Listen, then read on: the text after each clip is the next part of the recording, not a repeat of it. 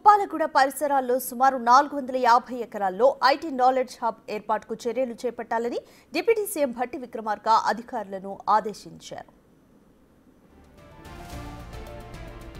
సచివాలయంలో మంత్రులు దుద్దిళ్ల శ్రీధర్ బాబు, పొంగులేటి శ్రీనివాస్ రెడ్డిలతో కలిసి పరిశ్రమల రెవెన్యూ శాఖ కీలక అధికారులతో సమీక్ష నిర్వహించారు భట్టి.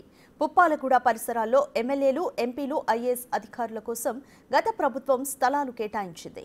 వీరితో పాటు రెవెన్యూ అధికారులు, special police mutual cooperative society తదితర సొసైటీలకు సుమారు 200 ఎకరాలకు పైచిలుకు భూమిని కేటాయించింది. కాగా పుప్పాలగూడ పరిధిలో సొసైటీలకు కేటాయించిన భూములను రద్దు చేస్తూ సుప్రీంకోర్టు ఇచ్చిన తీర్పును అధికారులు సబ్ కమిటీ దృష్టికి తీసుకొచ్చారు. ఈ భూమికి పక్కనే ఇండస్ట్రియల్ కార్పొరేషన్ కు సంబంధించిన సుమారు 250 ఎకరాల విస్తీర్ణం ఉన్నట్టుగా అధికారులు మంత్రుల దృష్టికి తీసుకొచ్చారు.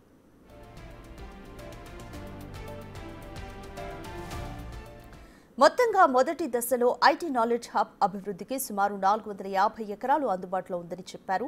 మొదటి దశలో ఏర్పాటు చేయబోతున్న ఐటీ హబ్ ద్వారా 5 లక్షల మంది యువతకు ఉపాధి లభిస్తుందని అధికారులు మంత్రుల బృందానికి సూచించారు.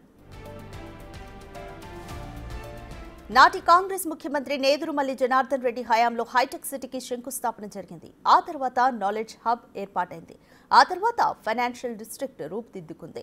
ప్రపంచవ్యాప్తంగా ఐటీ రంగాల్లో వచ్చిన ప్రతి మార్పులో హైదరాబాద్ భాగస్వామి అయిందని, ఇప్పుడు కూడా ఐటీ రంగంలో ఏఐ టెక్నాలజీలో వేగంగా వస్తున్న మార్పును హైదరాబాద్ అందిపుచ్చుకోవాలని మంత్రుల సబ్ కమిటీ నిర్ణయించింది.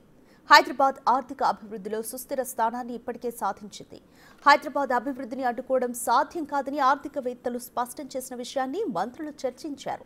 అభివృద్ధిని కొనసాగించే క్రమంలో పుప్పాలగూడలో 450 ఎకరాల్లో నాలెడ్జ్ హబ్ ని అభివృద్ధి చేస్తూ దశాబ్దాలుగా కొనసాగుతున్న హైదరాబాద్ ప్రగతిని వేగవంతం చేయాలని నిర్ణయించారు.